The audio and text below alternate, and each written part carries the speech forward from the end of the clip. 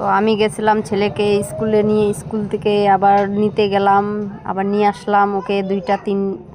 2টার দিকে ছুটি হয়েছে, ওখান থেকে নিয়ে এসে আবার একটু ঘুমাইলাম, চান টান করাইলাম বাচ্চাগুলোকে, তারপরে ঘুমাইলাম। ঘুম থেকে আবার উঠলাম আমি হচ্ছে 6টার দিকে উঠছি। উঠে আবার দেখতেছি জল আনা নাই, জল আনলাম। আবার দেখতেছি যে কিছু জল আছে, এমন নাই। তো হচ্ছে পানি কিছু আছে, পানি। আর অনেক শরীরটা হাঁপসাই গেছে। আর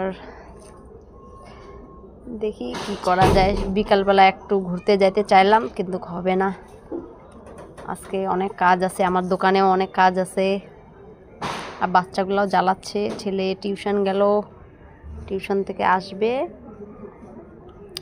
তারপরে দেখি যদি টাইম পাই তাহলে যাব একটু মোমো চাউমিন খাইতে।